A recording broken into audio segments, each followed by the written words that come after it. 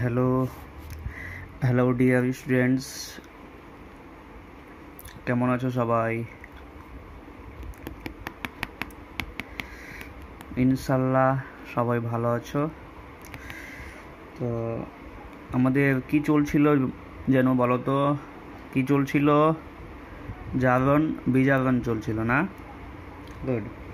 তাহলে আমি তোমাদেরকে কতগুলো কাজ দিয়েছিলাম, সেই কাজগুলো মনে হয় সবাই করেছো। মানে দুটো আমি ছক দিয়েছিলাম, ওই ছক দুটো করতে বলেছিলাম কি সলভ করে আমাকে জানাবে, অ্যান্সার লিখে পাঠাবে। গুটি কয়েকজন অবশ্য সেন্ড করেছো।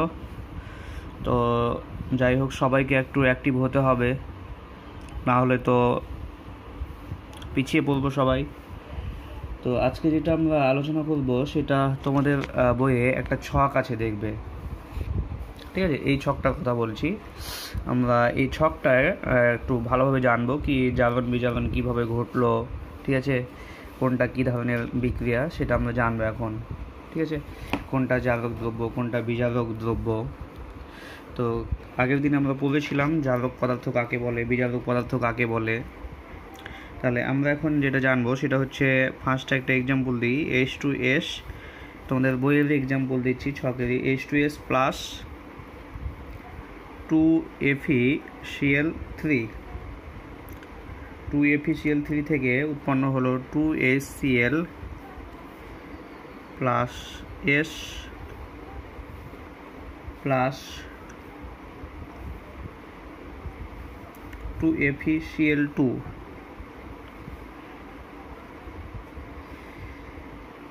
তাহলে H2S প্লাস 2FeCl3 থেকে হলো 2HCl plus S plus 2FeCl2 হলো। তাহলে এখানে দেখো H2S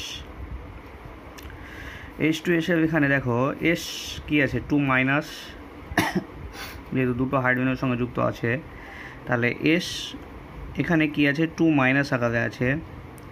তাহলে S2 মাইনাস, এখানে 2 মাইনাস মানে কি, দুটো ইলেকট্রন বেশি আছে। তাহলে তার জন্য ও কী করবে, দুটো ইলেকট্রন ত্যাগ করে তোমার S সালফার উৎপন্ন করলো। তাহলে এটা কি করছে, ইলেকট্রন বর্জন মানে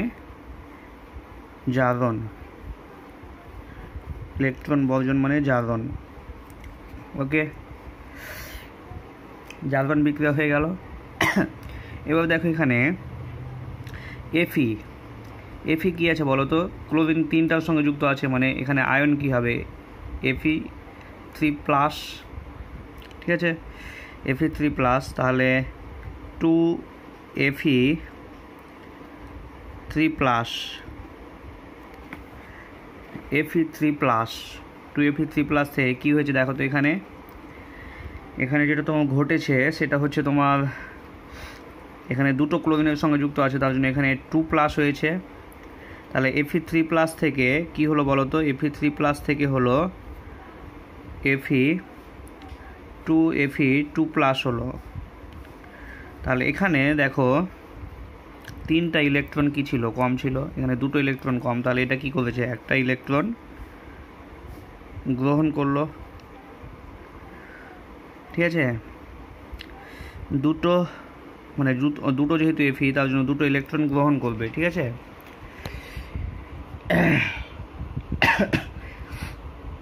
তাহলে এখানে আমরা দেখতে পাচ্ছি ইলেকট্রন গ্রহণ করছে।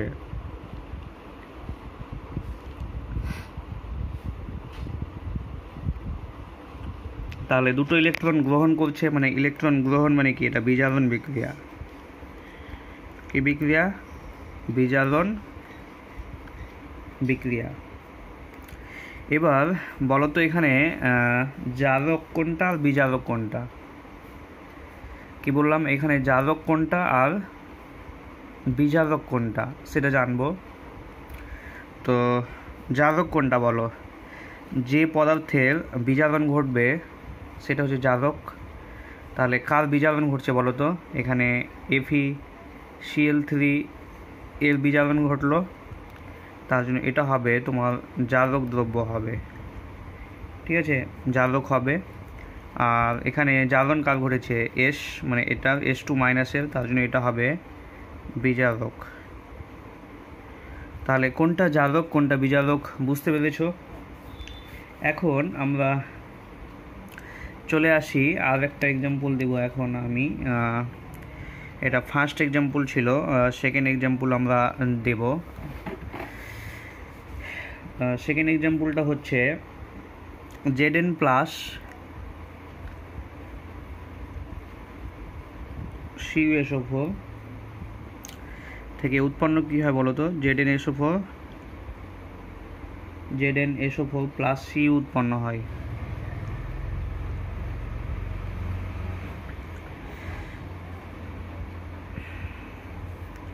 তাহলে Zn প্লাস CuSO4 থেকে উৎপন্ন হচ্ছে ZnSO4 plus Cu। Zn plus CuSO4 থেকে উৎপন্ন হচ্ছে ZnSO4 প্লাস Cu। তাহলে এখান থেকে দেখো Zn ছিল, এখানে ZnSO4 হয়েছে, মানে এখানে কি হয়েছে Zn2 প্লাস SO4 2 মাইনাস। তাহলে এখানে Zn থেকে কি হলো, Zn2 প্লাস হলো, Zn2 প্লাস। তাহলে তাহলে কি করলো Zn, তাহলে কি করলো Zn, তাহলে ইলেকট্রন এখানে কি প্লাস আছে মানে কম আছে, তাহলে দুটো ইলেকট্রন ও তাহলে কি ত্যাগ করেছে। তাহলে ইলেকট্রন বর্জনটা কি জারণ বিক্রিয়া, তাহলে এটা হবে জারণ বিক্রিয়া। আর এখানে দেখো দেখো CuSO4 ছিল, মানে SO4 2 মাইনাস হয়, তাহলে এখানে Cu2 প্লাস থেকে Cu হয়েছে। Cu2 প্লাস থেকে কি হয়েছে বললাম, Cu2 প্লাস থেকে হলো Cu হলো। এখানে কি ছিল, দুটো ইলেকট্রন কি ছিল, দুটো ইলেকট্রন কম ছিল, তাহলে ও কি করবে, দুটো ইলেকট্রন গ্রহণ করবে। Cu2 প্লাস মানে দুটো ইলেকট্রন তোমার কম ছিল, গুড, দুটো ইলেকট্রন কম ছিল, এখানে দুটো ইলেকট্রন গ্রহণ করে Cu হলো, তাহলে গ্রহণ, তাহলে এটা কি বিক্রিয়া,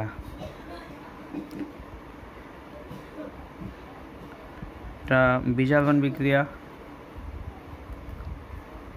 তাহলে এখানে দেখো Zn এর কি হয়েছে, Zn এর জারণ ঘটেছে, তার জন্য এটা হচ্ছে বিজারক দ্রব্য, তাহলে এটা হচ্ছে বিজারক দ্রব্য।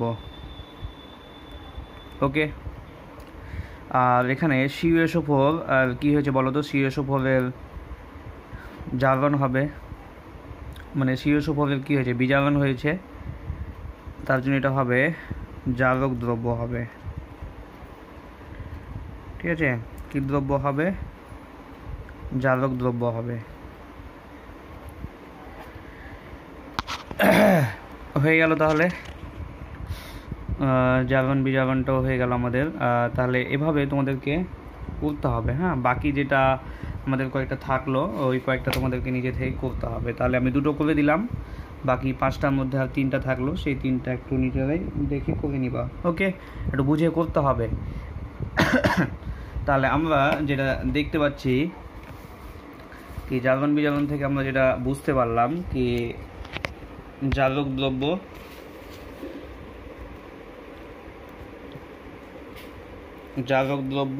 প্লাস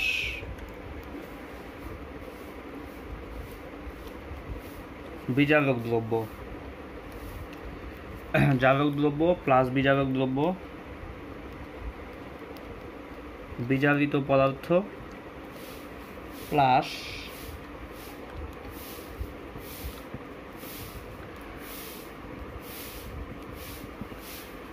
জারিত পদার্থ।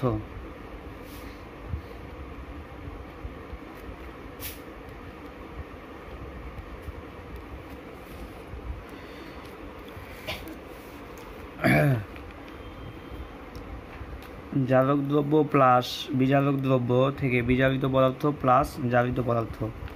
তাহলে জারক দ্রব্য সবসময় মনে রাখতে হবে, জারক দ্রব্য সবসময় বিজারিত হবে। ঠিক আছে, জারক দ্রব্য সবসময় বিজারিত হবে। ঠিক আছে, তার জন্য এটা হবে বিজারণ বিক্রিয়া হবে। কি জারক দ্রব্য সবসময় কী হবে, বিজারণ ঘটবে, বিজারণ হয়ে বিজারিত পদার্থ উৎপন্ন করবে। তাহলে আমরা যেটা দেখতে পেলাম কি জারক দ্রব্য বিজারণ ঘটবে, বিজারণ ঘটে নিজে বিজারিত হবে। আর বিজারক দ্রব্যের কি ঘটবে, জারণ ঘটবে, বিজারক দ্রব্যের জারণ ঘটবে এবং নিজে জারিত হবে। ঠিক আছে, তাহলে এটা মনে থাকবে, জারক দ্রব্য বিজারণ ঘটবে এবং বিজারক পদার্থে বিজারিত পদার্থ উৎপন্ন করবে এবং বিজারক দ্রব্য নিজে জারিত হবে, জারিত হয়ে মানে বিজারক দ্রব্যের জারণ ঘটবে, জারণ ঘটে জারিত পদার্থ উৎপন্ন করবে। তাহলে এখন আমরা একটা এক্সাম্পল করি কি কালো বর্ণের উত্তপ্ত কালো রং এর কিউপ্রিক অক্সাইডের উপর দিয়ে, কিউপ্রিক অক্সাইড মানে CuO, কিউপ্রিক অক্সাইডের উপর দিয়ে হাইড্রোজেন গ্যাস চালনা করলাম। কোন গ্যাস চালনা করলাম আমরা, হাইড্রোজেন গ্যাস চালনা করলাম। চালনা করলে উৎপন্ন হবে Cu প্লাস H2O। তাহলে CuO থেকে উৎপন্ন হলো H2CuO মানে কিউপ্রিক অক্সাইড হাইড্রোজেন গ্যাসের সঙ্গে বিক্রিয়া করে Cu কপার, ধাতব কপার প্লাস জল উৎপন্ন হলো। তাহলে এখানে CuO থেকে কী হয়েছে, Cu হয়েছে। তাহলে এখানে কি অক্সিজেন কী হয়েছে, অপসারিত হয়েছে। অক্সিজেন অপসারণটা হচ্ছে বিজারণ। তাহলে অক্সিজেন অপসারণ হয়েছে মানে কি হয়েছে, বিজারণ হয়েছে। আর H2 হাইড্রোজেনের সঙ্গে কী হয়েছে, অক্সিজেন যুক্ত হয়েছে, তার জন্য এটা জারণ ঘটলো।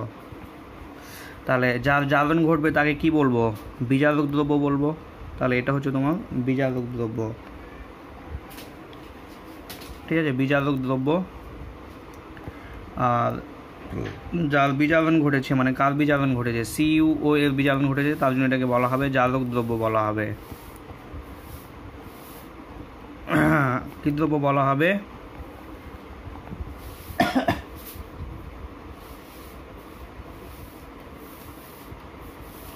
কি দ্রব্য বলা হলো, জারক দ্রব্য বলা হলো। তাহলে যার বিজারণ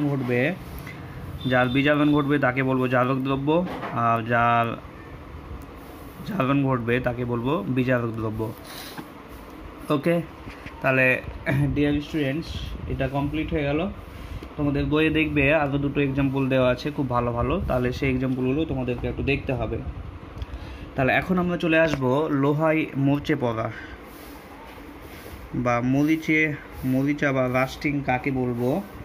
তাহলে বলছে কি অশুদ্ধ লোহাকে খোলা বাতাসে রাখলে বা জলের সংস্পর্শে রাখলে কি হবে, লোহা বাতাসের অক্সিজেনের সঙ্গে যুক্ত হয়ে একটা লালচে বাদামি রঙের আস্তরণ পড়বে। লোহা কি বললাম, বায়ুর অক্সিজেনের সঙ্গে যুক্ত হয়ে তার ওপরে মানে লোহার ওপরে লালচে বাদামি বর্ণের একটা আস্তরণ পড়বে, সেই আস্তরণকে আমরা মরচে বলবো। যার ফলে আস্তে আস্তে তোমার লোহাটা ক্ষয়ে যাবে। ঠিক আছে, আস্তে আস্তে লোহাটা কী হবে, ক্ষয়ে যাবে, ক্ষয় হয়ে যাবে। তাহলে মরচের সংকেত কি এবং রাসায়নিক নাম কি? মরচের সংকেত হচ্ছে জলযুক্ত ferric oxide.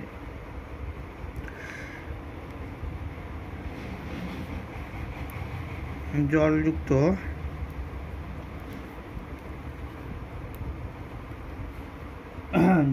Ferric oxide.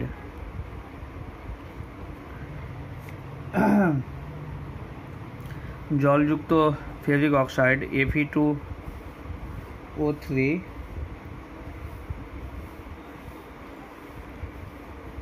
NH2O।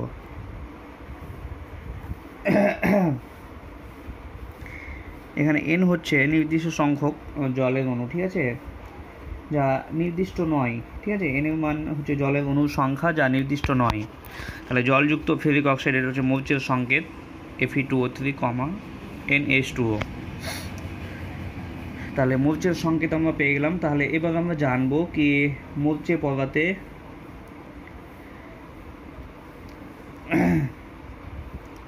মরচে আটকাতে গেলে আমাদের কি কি করতে হবে। তাহলে মরচে পড়া আটকাতে গেলে কি করতে হবে, মরচে পড়া আটকাতে গেলে লোহার ওপরে তেল রং করতে হবে, আলকাতরার প্রলেপ দিতে হবে যাতে জল বা বাতাসের সংস্পর্শে লোহা আসতে না পারে। তাহলে মূর্ছে নিবারণের উপায়গুলো কি কি বললাম? মূর্ছে নিবারণের উপায়,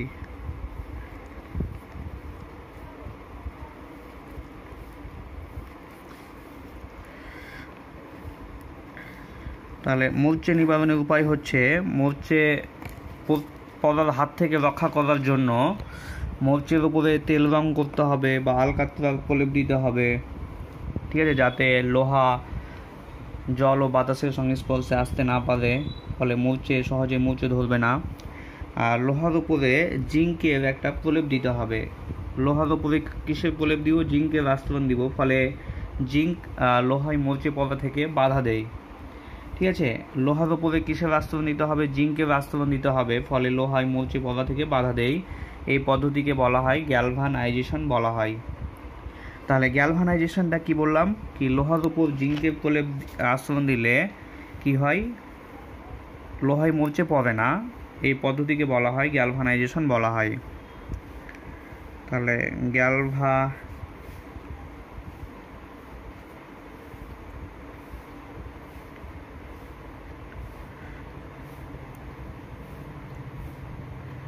গ্যালভানাইজেশন কাকে বলবো? তাহলে হয়ে গেল গ্যালভানাইজেশন কাকে বলবো। তাহলে লোহার উপরে জিঙ্কের আস্তরণ দিলে লোহায় মূর্ছে পড়া বাধা পায়, এই পদ্ধতিকে গ্যালভানাইজেশন বলা হয়। এবার আমরা চলে আসবো নারকেল তেল বা সরষের তেলের গন্ধ শুকলে, আমরা অনেক দিন থেকে পড়ে থাকা নারকেল তেল বা সরষের তেলের গন্ধ শুকলে আমরা তেল চিটে গন্ধ বেরোতে দেখি। তাহলে এই গন্ধটা কিসের? তাহলে বাতাসের জলীয় বাষ্প বা অক্সিজেন, বাতাসের অক্সিজেনের সঙ্গে তেলের মধ্যে যে যৌগগুলো থাকে তাদের সঙ্গে বিক্রিয়া করে। তেলের সঙ্গে বাতাসের অক্সিজেনের বিক্রিয়ায় কিছু যৌগ উৎপন্ন হয়, যে যৌগগুলো তোমার তেল চিটে গন্ধের জন্য দায়ী। তাহলে কি বললাম? বাতাসের অক্সিজেনের সঙ্গে তেলের মধ্যে অবস্থিত বিভিন্ন পদার্থের রাসায়নিক বিক্রিয়া হবে, বিক্রিয়া হয়ে তোমার বিভিন্ন যৌগ উৎপন্ন করবে, ওই যৌগগুলোই তেল চিটে গন্ধের জন্য দায়ী। যেমন ফল কাটলে, ডাব কাটলে, ঠিক আছে, যেমন তোমার আপেল কাটলে কিছুক্ষণ রাখার পরে দেখবা তার উপরে কি হয়, একটা তোমার বাদামি ছোপ পড়ে যায়। তাহলে এটা কি হয়? অক্সিজেন যুক্ত হয়, কারণ ফলের মধ্যে থাকা কিছু জৈব যৌগ আছে, জৈব যৌগগুলোর কী হবে? জারণ ঘটবে, মানে অক্সিজেন যুক্ত হচ্ছে, সেগুলোর সঙ্গে অক্সিজেন যুক্ত হয়ে জারণ ঘটছে। জারণের ফলে কি হচ্ছে? যে জারণের ফলে যে জারিত পদার্থ উৎপন্ন হচ্ছে সেটা অন্য একটা যৌগ উৎপন্ন হচ্ছে, তার ফলে ওই বাদামি ছোপ ধরছে, ঠিক আছে। তাহলে এগুলো সবাই ভালোভাবে করবে একটু, ওকে। তাহলে আজকের মতো এখানেই শেষ। পরের দিন থেকে আমরা তড়িতের রাসায়নিক প্রভাব এটা নিয়ে আলোচনা করব। তো যেগুলো তোমাদেরকে হোমওয়ার্ক দেওয়া হলো সেগুলো সবাই ভালোভাবে করবে। বাই।